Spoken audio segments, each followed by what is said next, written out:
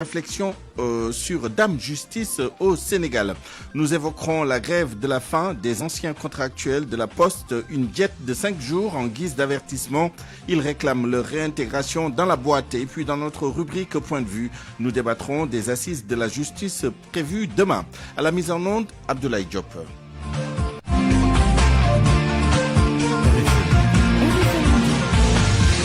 Souleymane Niang.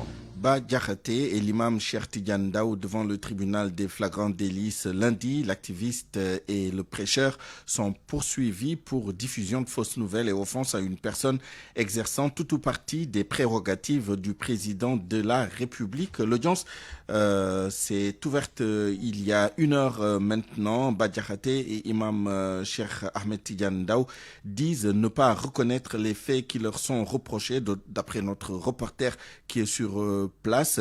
Imam Ndao a déclaré avoir été interrogé à la police sans la présence de son avocat, contraint à signer un PV sous le coup de la colère et malgré le fait qu'il ne sait pas lire le français. Il soutient que sa déclaration a été coupée et que c'est une partie qui a été diffusée.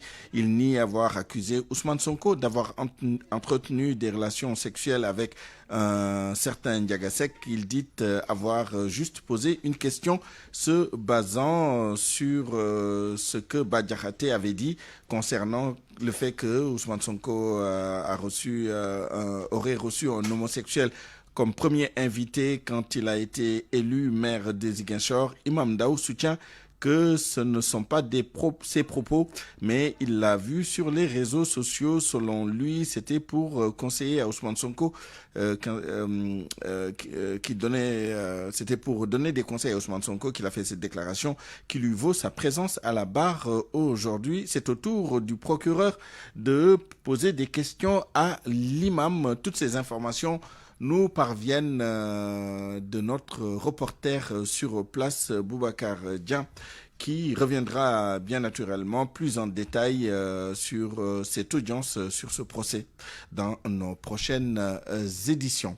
Allons à Mbour, où le parent d'élève qui avait brandi un couteau contre un enseignant a été arrêté et déféré au parquet. Cela fait suite à une plainte de l'enseignant incriminé. Ses collègues enseignants déplorent de tels actes. Des Matidien. Tout comme ses camarades enseignants, Hassan Ba condamne fermement les agressions dont ils sont victimes. Le coordonnateur des enseignants décisionnaires du département d'Mbour cite comme exemple la récente agression d'un de ses collègues, Séniba. Nous avons été vraiment compatibles à sa douleur, vraiment que nous condamnons avec la plus grande énergie et nous demandons l'État de venir au chevet des enseignants. L'école sénégalaise est marginalisée, c'est l'avis d'Aliouba. L'instituteur à l'école Nicolas Songfay évoque un problème d'éducation de base. Dans notre école, on vit cette même situation. Seulement, ce qui s'est passé à Diamaguène 2, ça peut se passer dans d'autres écoles parce que c'est les mêmes germes. Maintenant, si par exemple l'enseignant riposte, donc ça amène tout simplement des querelles. Mais dans toutes les écoles de la commune de Mbour, le danger guette ces enseignants. Et comme solution, il propose des réunions sectorielles, des réunions où il y aura la présence du préfet, de la police ou de la gendarmerie ainsi que de la société pour vraiment parler avec la société. Hamidou Fall, instituteur à l'école Cheikh Babasso, en appelle à la responsabilité de l'État qui a, selon lui, le devoir de protéger les enseignants. La protection même des écoles, parce que c'est dans l'antre même de ces écoles-là où les enseignants sont souvent attaqués. Et ce sont des choses vraiment que nous... Interpellé, la victime en question, Séniba, dit préférer garder le silence pour le moment. Son présumé agresseur est déféré. Ndeye Mati Dieng, Mbour, Radio Futur Média. 12h05. Le président de la République préside demain mardi les assises de la justice, une journée de dialogue national axée autour de la réforme et de la modernisation de la justice. Des consultations du genre avaient déjà été tenues sous l'Ancien Régime. Dans le rapport de 2018, les acteurs prônaient une réforme du Conseil supérieur de la magistrature et un rééquilibrage des pouvoirs. Mohamed Ali Mouba.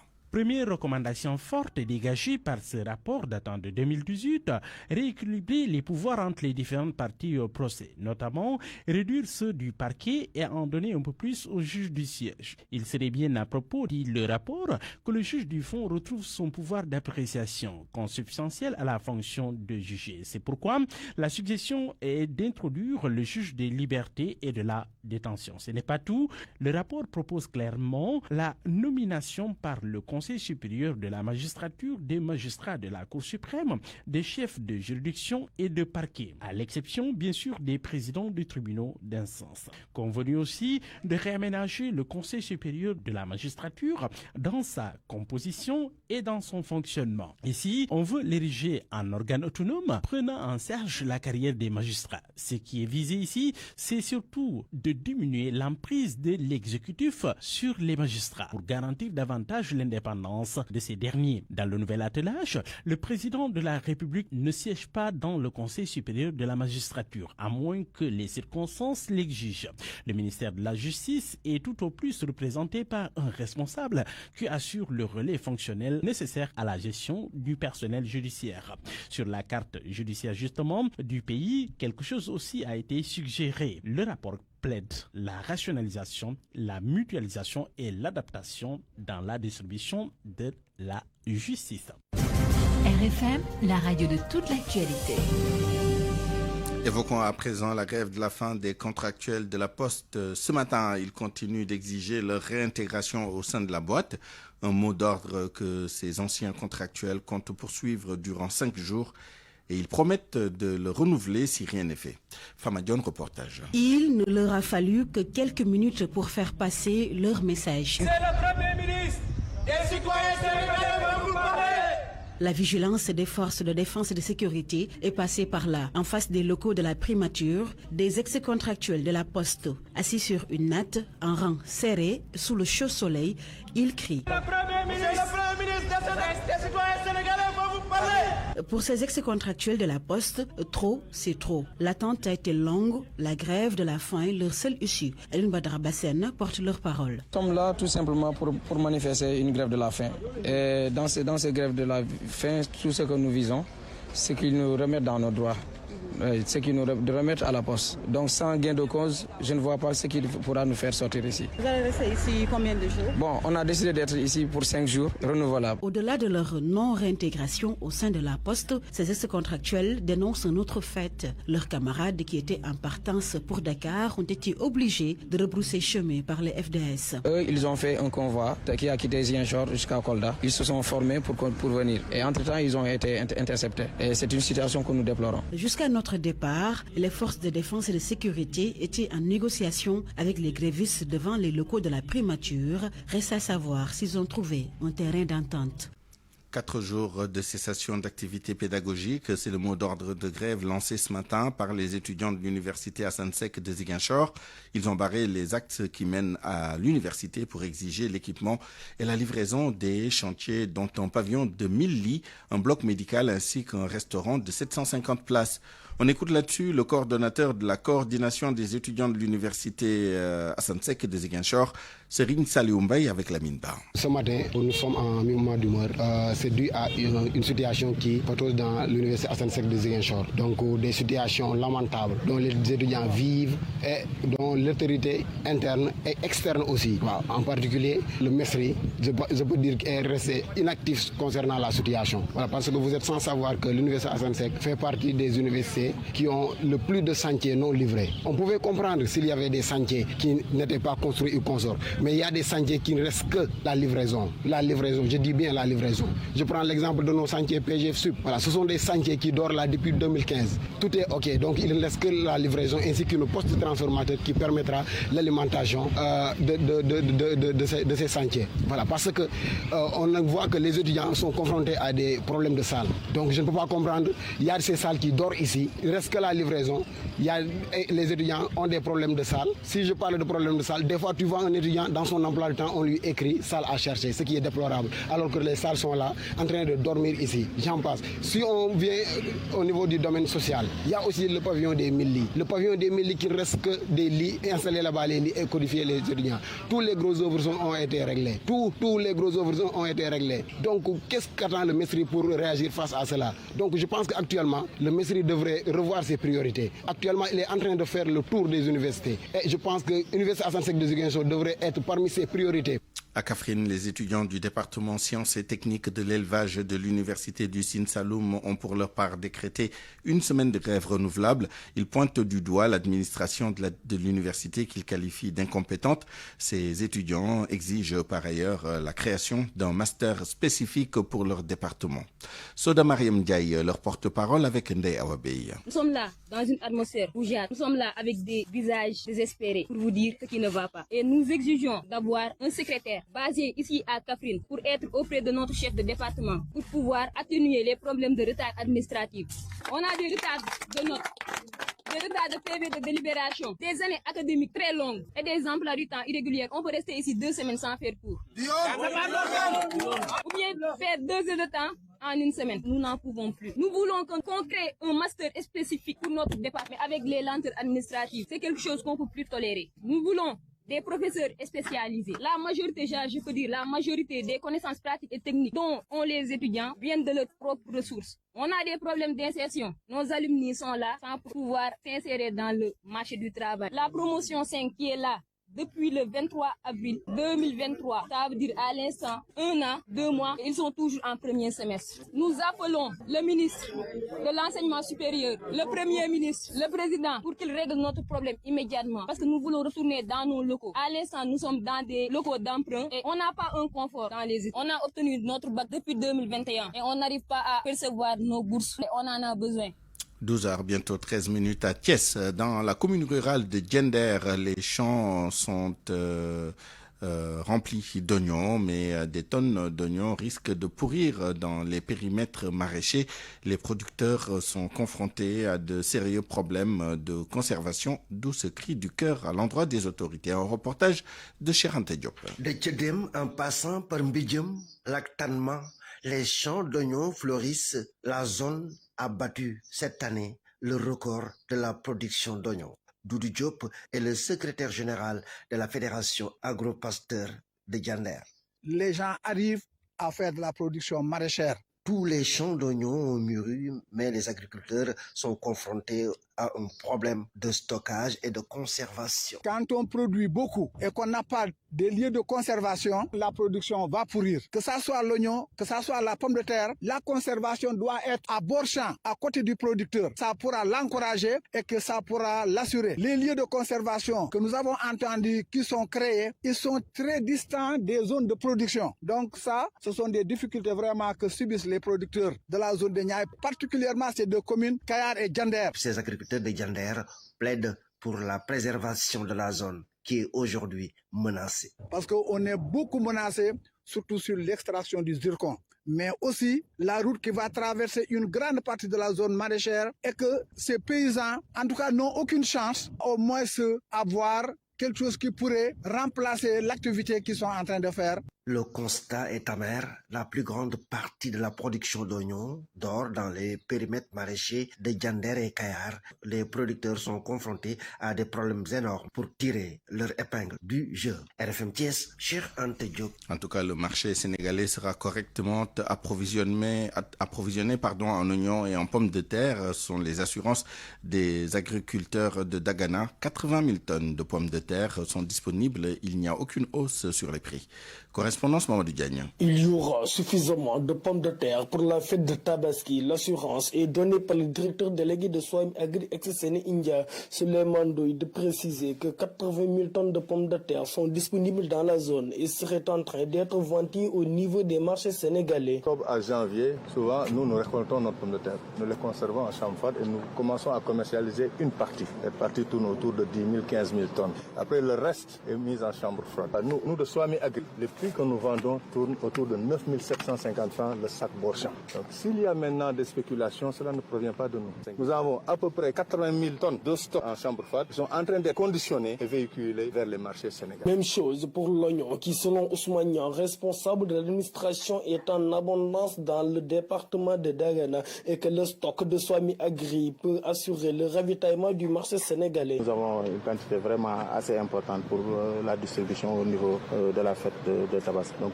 concernant l'oignon et la pomme de terre, donc je pense qu'on en aura assez pour couvrir le besoin des Sénégalais. Ces responsables de Swami Agri rassurent les consommateurs sur la disponibilité de la pomme de terre en quantité suffisante, surtout en cette période de Tabaski, et que les prix n'ont jusqu'à présent connu aucune hausse. Dans le département de Dagana, Mamadou Diagne, Mban, Radio Futur Média. Tout autre chose maintenant, à cœur post-Aïb, le collectif des exportateurs de ciment appelle les autorités gambiennes à reconsidérer leur décision d'interdire l'importation de ciment vers la Gambie. Les taxes ont augmenté, elles sont passées de 300 000 à 1 800 000 francs CFA. Les exportateurs demandent l'appui des gouvernements sénégalais et gambiens. Mam Moussa Gueye est le porte-parole des exportateurs de ciment. Ses propos sont recueillis par Fatumbo. L'État gambien nous interdit maintenant d'importer le ciment dans leur pays, raison pour laquelle les taxes sont passées de 300 000 à 1 800 000 et pour 50 tonnes à 2 millions. Nous savons tous qu'il n'y a pas d'usine dans leur pays. Ce qui amène le ciment provient d'autres pays, comme nous tous, et ils écrivent 52 ou 42 sur le sac. Nous demandons à ce que la Gambie reconsidère cette décision parce que nous sommes tous à égal égaux. Cette décision peut impacter plus d'un. Donc, le gouvernement gambien doit revoir sa démarche face à cette situation. Vous savez que la construction de bâtiments est moins chère en Gambie. Le ciment, n'en parlons pas. Mais, arrivé à ce stade où ce pays nous interdit d'importer le ciment, c'est inadmissible. Les deux chefs d'État doivent trouver une solution urgente afin de nous aider. Avant la seconde partie de cette édition, le reste de l'actualité avec le premier vol des voyagistes privés pour le pèlerinage au lieu saint de l'islam qui quitte Dakar ce soir. Pour ce qui est de la délégation générale au pèlerinage, le premier vol est prévu le 30 mai, c'est-à-dire jeudi. Pour aller à l'aéroport, il faut passer certainement par l'autoroute à péage ou par la route nationale numéro 2.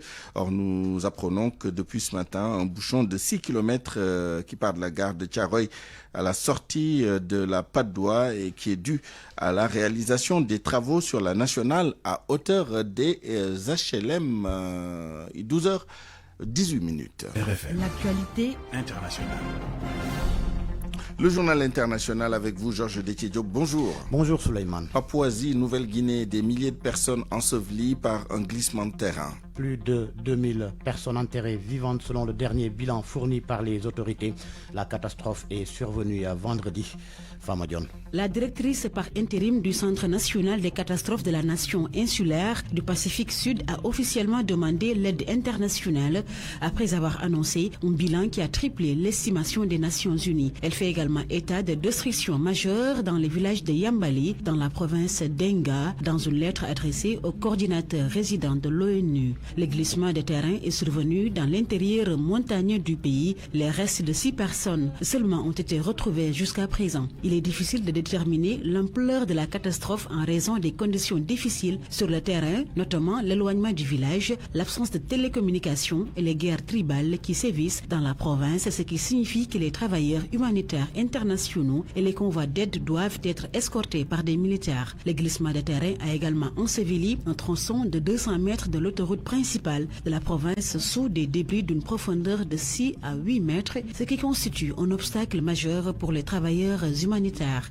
Du matériel de terrassement utilisé par l'armée a été transporté sur les lieux de la catastrophe à 400 km de la ville de Lae sur la côte est. Selon des responsables, les villageois traumatisés sont divisés sur la question de savoir s'il faut autoriser les engins lourds à déterrer et éventuellement à endommager davantage les corps de leurs proches enterrés. La directrice par intérim du Centre national des catastrophes a déclaré que le glissement de terrain aurait un impact économique majeur sur l'ensemble du pays. Au Mali, plusieurs civils ont été tués samedi dans le centre du pays. Selon des habitants qui se sont confiés à l'agence France Presse, des djihadistes ont tiré sur des villageois à 3 km de Dialassagou. Le bilan provisoire est de 18 morts et 21 blessés, incident confirmé par une source policière et un élu local, mais ils ont donné chacun un bilan de 19 morts en mettant en cause respectivement des terroristes et des hommes armés. Au Mali toujours, des opposants en exil ont créé samedi à Genève des organes et des institutions parallèles. Ils dénoncent ce qu'ils appellent le musellement de la classe politique par une junte malienne illégitime.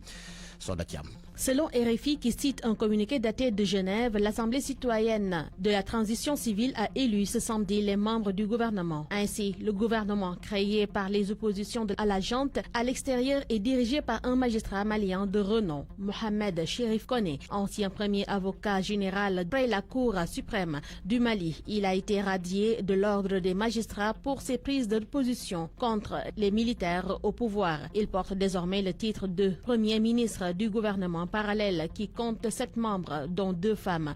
Il cumule également la défense et la protection de la population selon le communiqué. Ce gouvernement civil de transition est le seul légitime au Mali. Dit ce texte, ce gouvernement comprend un vice-ministre et d'autres titulaires de postes dont les affaires étrangères, intérieures et la justice, le développement social, les finances et l'économie. Selon le professeur Aboubakrine Assadek, ministre des Finances, leur objectif primordial est la mobilisation des Maliens résidant à l'intérieur du pays. Depuis le lancement de leur initiative, les voix des opposants se font entendre. Malgré la suspension des activités politiques, rien ne sera plus comme avant, avance-t-il. Le panel des démocrates maliens a également créé une assemblée citoyenne dirigée par Adama Touré, un Malien établi à l'étranger. À une élection présidentielle malienne, il y a quelques années, il avait annoncé sa candidature sans finalement se présenter. Au Burkina Faso, la transition militaire prolongée de 5 ans. 5 années supplémentaires à compter du 2 juillet. Le chef de la junte peut être candidat s'il le désire. La mesure intervient après la signature d'une nouvelle charte à l'issue des assises nationales qui ont pris fin samedi. Selon la synthèse du document, le président de la transition, le capitaine Ibrahim Traoré, s'est vu attribuer le titre de président du Faso et le chef suprême des armées. La junte au pouvoir s'était pourtant fixée pour objectif d'organiser des élections pour que le pays retrouve un régime démocratique civil d'ici juillet 2024. La guerre au Proche-Orient pour terminer. La défense civile palestinienne de la bande de Gaza a annoncé ce matin un bilan de 40 morts et 65 blessés après des frappes israéliennes sur un camp de déplacés de Rafah dans l'extrême sud du territoire côtier palestinien. De son côté, l'armée israélienne affirme avoir visé un complexe du Hamas. Merci Georges Dekidiop, il est 12h23. RFI Sport.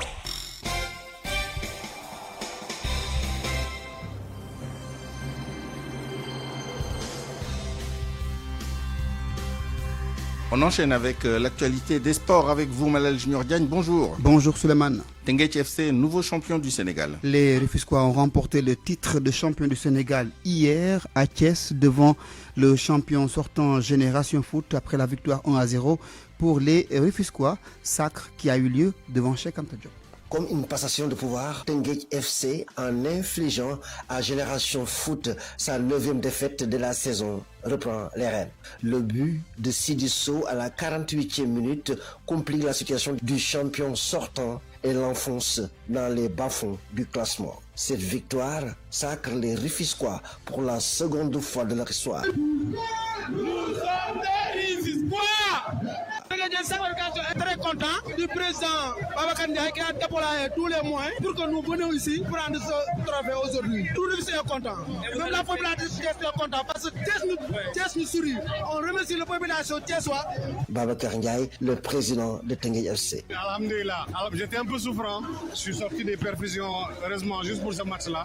Mais c'est un très bon match.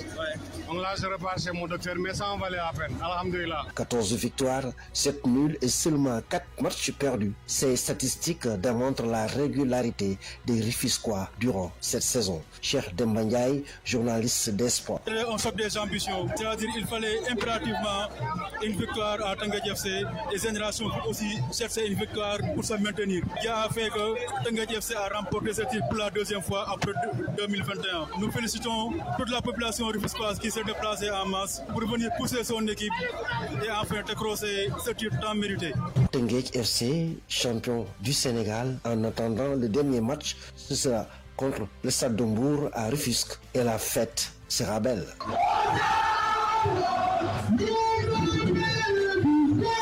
RFM Thiès, Cheikh Anta Diop. Les Rufisquois champions du Sénégal en titre prochaine, sortie de l'équipe nationale A du Sénégal contre la RD Congo le 6 et la Mauritanie le 9 juin prochain. Les Lions sont attendus dans la tanière aujourd'hui. Premier galop prévu au stade annexe de Diamniadio, tournoi de l'UFOA A. On parle de football féminin. On joue les demi-finales du tournoi à Thiès cet après-midi à 16h. Le Sénégal contre la Guinée-Conakry à 19h. Libéria contre la Guinée-Bissau. Basketball Africa League, l'AS Douane joue en quart de finale ce soir. Ce sera donc à partir de 17h30, 18h à Kigali au Rwanda. L'équipe de l'AS Douane, vice-championne en titre, va tenter de décrocher une place dans le dernier carré sur le Tcham.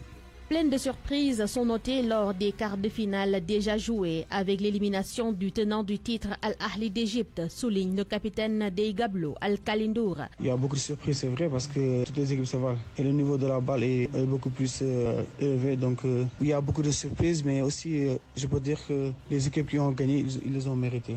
Un niveau relevé, certes, mais cela n'ébranle pas l'ailier Samba Dalifal. Nous, on va venir jouer notre match comme les autres matchs. Nous savons ce que nous attendons. Du coup, il faut qu'on soit costaud, décisif pour gagner les matchs. Sinon, ça va être compliqué. Parce que pour qu'on joue vraiment, il faut qu'on joue vite, qu'on joue dur et qu'on augmente chacun de nous notre niveau de jeu. C'est ça qui va nous aider à gagner le match. L'adversaire du jour, Petro Luanda, n'est pas méconnu puisque cette même équipe s'était faite éliminer en demi-finale par l'AS Douane la saison précédente. Mais le capitaine demande à ses coéquipiers d'être sereins. Al-Kalindour. Comme le coach me le dit tout le temps, nous ne sommes pas venus là pour juste figurer qu'on fait partie des huitièmes, mais nous sommes là pour gagner nos matchs et être au top. Donc on va aborder le match contre Petro sereinement et en confiance, Inch'Allah. Le Petro, je les respecte parce qu'ils ont une grande équipe, des joueurs expérimentés et des joueurs qui se côtoient depuis des années. On va leur donner le respect et nous savons que ça ne sera pas facile, mais on va jouer les cartes en main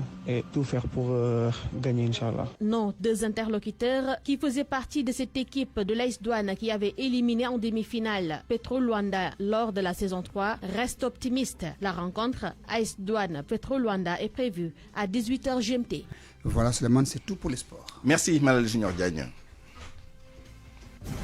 RFM, la radio de toute l'actualité. Retour à l'actualité générale avec la réforme de la justice à travers des assises prévues demain. Les attentes sont nombreuses aussi bien du côté de l'opposition que des partis alliés au pouvoir. Entre autres, la réforme du Conseil supérieur de la magistrature avec le retrait souhaité du président de ce conseil. Il y a également la politique qui vise à réduire les longues détentions préventives. Nafisa Toussila. Des assises qui viennent à la bonne heure. C'est la conviction du professeur Amsatou Sidibé, présidente de Carlenen et alliée de la coalition Diomaye Président, au moment où, selon elle, la justice est fortement décriée.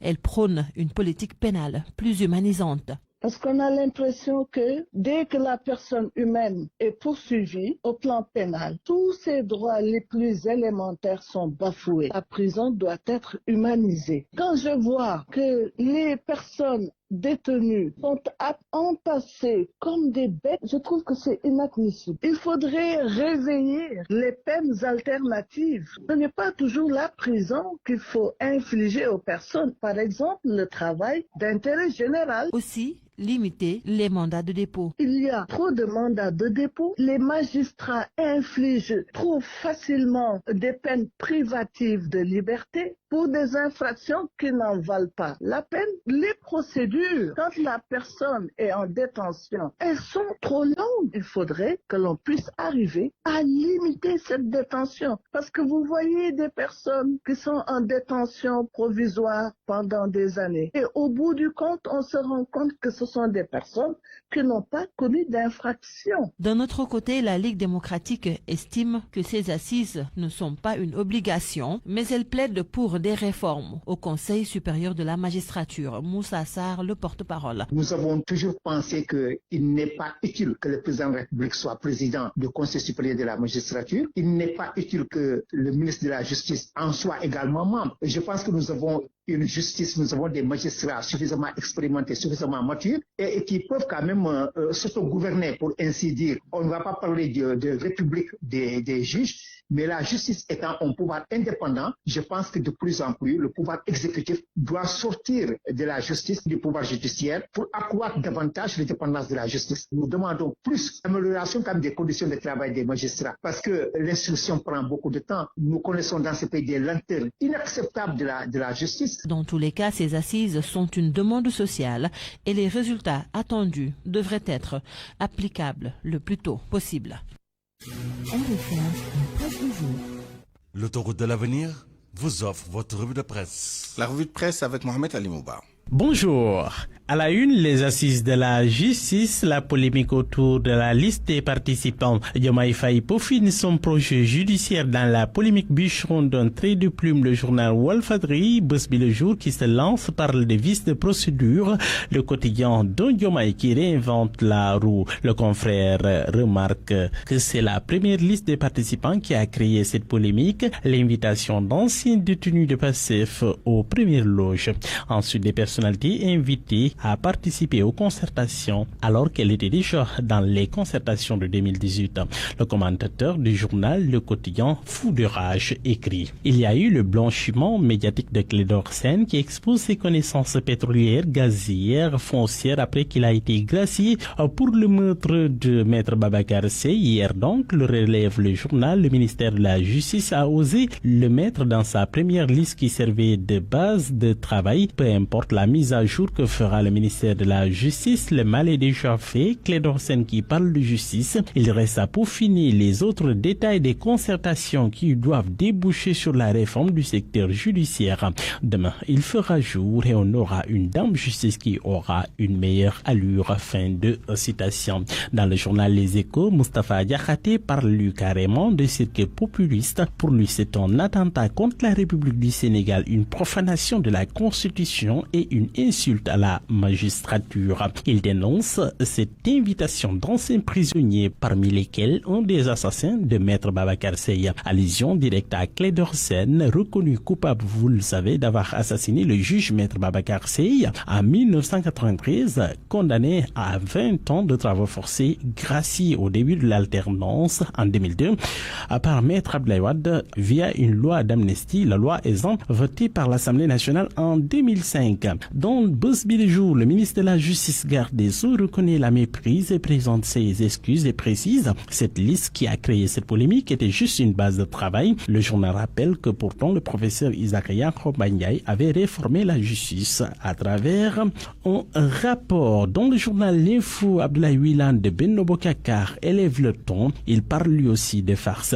Tribune parle de grosse farce autour de cette réforme. Les critiques jusque dans Diomaye président. Invité Benno Bokk Yakaar au dialogue national sur la justice et ignorer royalement la coalition Diomaye président. Quelle bêtise, où va ce pays, se demande Aliou Ndao, l'ancien procureur de la Cour de répression de l'enrichissement illicite. En tout état de cause, le dialogue devrait s'ouvrir ce mardi. Le professeur Babacar Gueye a été choisi comme facilitateur par le chef de l'État, le président Diomaye Faye. À suivre donc le procès Bah Diakhaté et compagnie, ministère de la Justice, jugé en procédure de flagrant délit pour diffusion de fausses nouvelles et offense à une personne exerçant tout ou partie les prérogatives du chef de l'État. Madiambal Diagne en profite pour dire que cet épisode de la vie politique sénégalaise est plein d'enseignements. La première leçon est qu'on découvre qu'Ousmane Sonko est sensible aux attaques ad personam et en dessous de la ceinture. Franchement, dit le commentateur, je ne pouvais croire qu'une personne qui pouvait se mettre sur la scène publique pour insulter, vilipender, affabuler sur d'autres personnes souffrirait qu'on lui retourne détourne ses propres armes.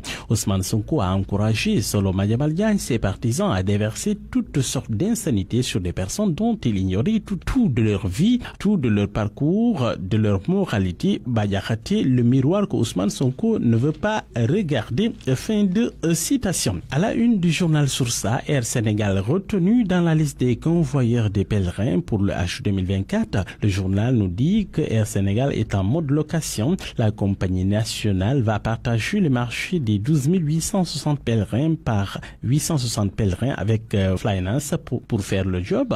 Air Sénégal a dû recourir à la location d'avions. Le gouvernement du Sénégal met en demeure les convoyeurs car pour lui, il ne sera toléré aucun couac. L'armée et son matériel de handling appelé en renfort. Et puis, à la une du journal Le Soleil, relations sénégalo-guinéennes, le temps des relances. À l'issue de sa visite à Conakry, énonce Le Soleil, le président Diomaye Faye a convenu avec son homologue, le général Mamadi Doumbia, de convoquer entre autres la commission mixte de coopération entre les deux pays. De grandes avancées dans la délimitation des frontières, des patrouilles mixtes annoncées. On s'attend aussi à ce que les deux États renforcent le partenariat entre les secteurs privés respectifs. Bonne nuit à tous. L'autoroute de l'avenir vous a offert votre revue de presse. Point de vue. Regard croisé sur l'actualité du jour.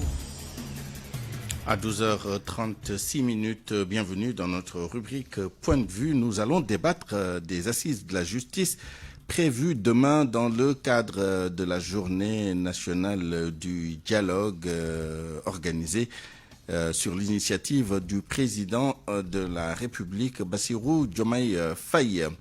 Pour en parler, nous sommes en ligne en direct avec M. Moustapha Diouf, magistrat et docteur en droit public. M. Diouf, bonjour. Bonjour.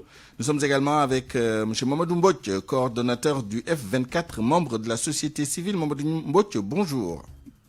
Bonjour, M. Nia. Bonjour aux auditeurs.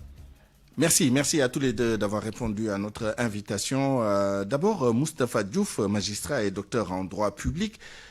Évoquons d'abord la forme de ces assises, puisque la question du qui pour participer à ces assises fait déjà polémique. Mais au-delà des participations individuelles, le format, est-ce que les assises, c'est le cadre idéal pour évoquer, pour parler et trouver des solutions à la question de la réforme de la justice au Sénégal, d'après vous? Oui, personnellement, je pense que vu la situation et dans le contexte actuel, si nous entendons par assise non pas un sens philosophique, mais qu'on lui donne par exemple le sens d'une rencontre ouverte, inclusive, pour refonder un secteur fondamental de la vie d'un État ou d'une nation, je pense qu'un schéma aussi ouvert ne peut être que salué. Maintenant, quand je vois un peu la liste des participants, je ne sais pas si elle est officielle ou non, plus de 260, on peut naturellement se poser des questions et avec pertinence parce que... Alors le ministère, je dois le dire, a précisé que c'est une base de travail, ce n'est pas la liste définitive. Je pense qu'on gagnerait à revoir un peu cette liste-là et privilégier les praticiens de la justice, les théoriciens, et peut-être les gens qui ont eu à aller à des élections et confectionner des programmes dont une partie est relative à la justice. D'accord. Mamadou Mbouch, quel nouvel éclairage ces assises peuvent-elles apporter à la question de la réforme de la justice quand on sait qu'il y a déjà eu les assises nationales, il y a eu la Commission nationale des réformes des institutions et d'autres grands-messes qui ont eu lieu plus ou moins sectorielles. Il y a notamment des rencontres très approfondies de l'Union des magistrats du Sénégal sur la question. Peut-être qu'il faut situer cela en lien avec le contexte. Parce que depuis 2021, quand même, on assiste à une instrumentalisation de la justice, une judiciarisation de l'espace public et des arrestations massives, des privations de liberté qui font justement qu'on a l'impression qu'il faut aller vite. Il faut changer les choses pour tourner la page. Évidemment, de ce point de vue-là, on peut comprendre qu'il est possible de tirer des enseignements, d'apporter quelques éclairages par rapport à ce qui s'est passé et par rapport à ce qu'on veut que cela se passe. Maintenant, la question est de savoir jusqu'où on peut aller et jusqu'à quel niveau de réforme. Parce qu'en vérité, il s'agit de réforme, d'améliorer la situation. On a parlé... Ce qui nous amène au fond, justement, quels sont les points sensibles, les points critiques qui a lieu de regarder de près en vue d'apporter des solutions à d'éventuels dysfonctionnements. Oui, dans l'urgence. Il y a évidemment que lorsqu'on considère le nombre de prisonniers politiques, le retour de parquet analysé comme étant une contrainte, une aberration judiciaire, les longues détentions préventives, cela montre tout simplement la nécessité de tourner la page. Donc, de ce point de vue-là, il est possible d'aller vers des instructions nouvelles qui permettent peut-être de réformer le code de procédure pénale, notamment l'article 139, le code pénal, et toutes ces dispositions qui permettent à un citoyen d'indexer un citoyen, de le mettre en prison, de lui maintenir après plusieurs tours de parquet pendant plusieurs mois, et sans qu'il ne soit jugé, et sans qu'il n'ait rien fait. On a vu l'exemple de Alun Sané, on a vu l'exemple de Bassirou Diomaye Faye, etc. Des gens qui n'ont absolument rien fait. Donc, mais je vous pose la question avant, Mamadou Mbodj, je vous pose la question avant de la poser, la même question à Moustapha Diouf après vous. Est-ce qu'on peut impulser des assises et des réformes de la justice sur la seule base d'événements, quoique sérieux, importants? Est-ce qu'il n'aurait pas fallu simplement apporter des réglages à la lumière des événements qui se sont produits, mais une réforme, c'est-à-dire un changement en profondeur de notre ordonnancement juridictionnel et de cette institution particulière qu'est la justice? Est-ce que ça peut se justifier par de simples événements, disons, politiques qui se sont produits ces derniers mois, ces dernières années? Mais il y a une réponse à donner par rapport à l'urgence. Maintenant, est-ce que cela suffit? Est-ce que c'est vraiment la démarche la plus pertinente? Évidemment, cette interrogation, elle est également à poser. Parce qu'en vérité, notre disposition juridique est de la colonisation. Et donc, pour des gens qui prônent la rupture, qui prônent un changement du système, la question, c'est de savoir est-ce qu'il ne s'agirait pas plutôt d'aller vers une refondation totale à la fois du système juridique et tout ce qui est lié au système. Parce que si on veut faire un renversement systématique, une rupture paradigmatique, il est important d'aller vers une refondation totale de l'État. Parce que cet État-là est d'inspiration coloniale. Et donc, une démarche peut-être de rupture totale releverait d'une démarche politique, d'une démarche globale, où c'est tout le dispositif qui est changé, pas seulement les dispositifs au niveau de la justice, mais à tous les niveaux. Donc, de ce point de vue, là, évidemment, il est possible de s'interroger sur la sécurité de ces assises-là. Mais cela n'empêche en rien la possibilité de justifier ces assises-là. Merci Mamadou Mbodj, merci coordonnateur du F24, membre de la société civile. Malheureusement, la liaison est assez mauvaise, mais on vous a très bien compris. Je pose la dernière question à Moustapha Diouf, magistrat et docteur en droit, la question que j'ai posée à Mamadou Mbodj tout à l'heure.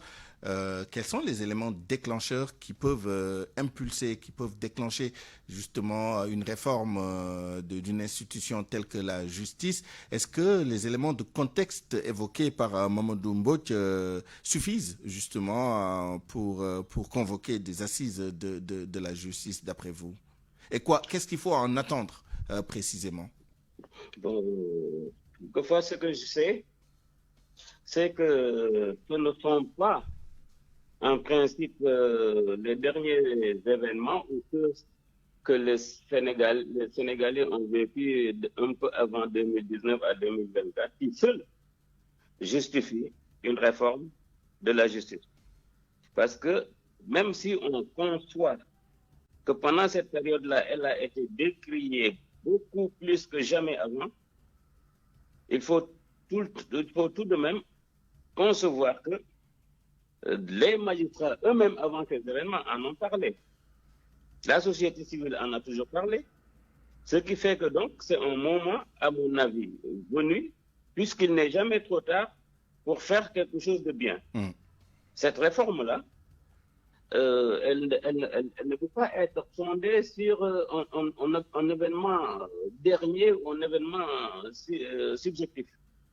La réforme-là, elle est appelée par le ressenti des Sénégalais, par les émotions qu'ils ont vécues. Et au centre de ces événements-là, on avait placé la justice. Donc, s'il y a eu même des assises nationales ou une commission nationale de réforme des institutions, ces cadres-là ont été des cadres généraux. Et à l'intérieur de ces cadres généraux, il y a des cadres spécifiques comme la justice, qu'il importe de réformer. Par contre, ce qu'il ne faut pas confondre, c'est la justice et la magistrature. La justice en tant qu'ensemble d'institutions, avec sa police, ses tribunaux, ses auxiliaires, les membres de ses services, les moyens humains, matériels, financiers, et la magistrature qui, dans ce cadre-là, est quand même fondamentale. Parce que c'est elle qui rend les décisions au nom du peuple sénégalais, et c'est elle aussi qui administre le service public de la justice. Donc je pense que le moment est bien choisi. Et je pense aussi que les raisons ne manquent pas pour le faire. L'essentiel, c'est juste de penser, de ne pas confondre justice et magistrature, de revoir la liste, et puis que les conclusions qui vont en sortir soient dépouillées de toute spécificité nationale, régionale, ethnique, etc., et qu'elles soient applicables. Et on vous a bien compris, tout ça dépend en grande partie de la qualité et du profil des participants, si on a bien compris. Oui, la liste, je trouve d'abord que la liste est très longue, plus de 260. Or, alors que, à mon avis, les ressources humaines les plus importantes, c'est les praticiens du droit, les théoriciens et les Sénégalais qui ont eu à concocter des programmes tendant vers une amélioration de la justice. Mais les autres, ils ne peuvent qu'apporter au menu des éléments de sociologie, des éléments culturels, etc., qui ne sont pas mauvais, mais ils ne doivent quand même pas remplir la liste. Merci Moustapha Diouf, magistrat et docteur en droit public. Dans la version Wolof de ce débat, nous tenterons d'avoir une meilleure liaison avec Mamadou Mbodj, coordonnateur du F24, membre de la société civile, afin de lui donner plus de temps de parole que dans le débat qui vient de s'achever. Je vous remercie tous les deux. À 12h48, c'est la fin de cette édition. Je vous remercie de l'avoir suivi. Merci à toute l'équipe qui l'a préparé et réalisé. À la rédaction en chef, El Hadj Ndiogou Diène, chef d'édition Anna Rocha, à la mise en onde Abdoulaye Diop, Maïssa Mbaye au digital, et à la production Aliou Ba. À 13h, vous avez rendez-vous avec El Hadj Ndiogou Diène pour le grand journal en Wolof. D'ici là, excellente suite des programmes sur la radio Futur Média. Au revoir.